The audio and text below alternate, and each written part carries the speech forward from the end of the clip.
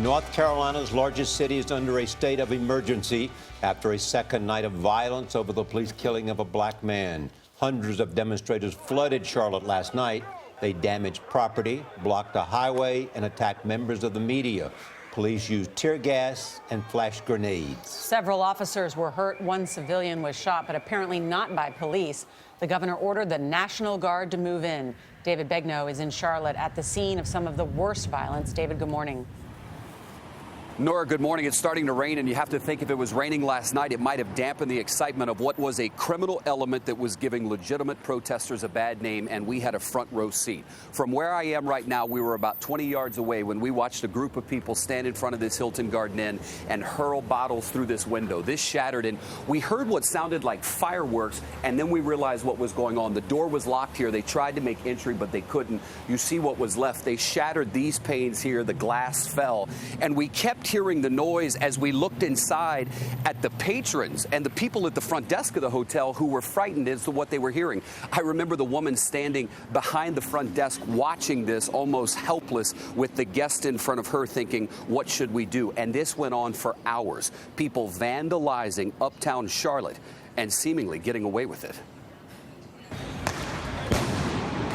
It was the second straight night that the city center of Charlotte erupted in violence. Protesters clashed with and in many cases taunted police over the death of 43-year-old Keith Lamont Scott. Looks like you got somebody down, maybe been shot. One person was shot during the protest, and initially city officials say that individual had died, but they backtracked and now say he's on life support. We're told Charlotte police never fired a shot. The whole reason we had to protest was because somebody was shot, unarmed. Another unarmed person is shot today.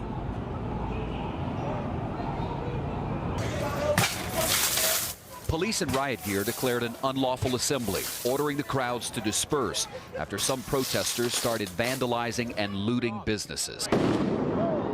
Officers fired tear gas and flash grenades, but hundreds of people remained well after midnight. Police and journalists were attacked.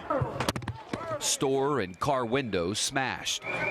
A night that started as a peaceful prayer vigil descended into chaos. Yes, we came down here to protest, but we can't tear up downtown. That's not going to solve anything. 4 police officers suffered non-life-threatening injuries, and at least 3 civilians were hospitalized. At one point, protesters ran onto Interstate 277, stopping traffic and surrounding drivers. Some of this is just absolutely insane.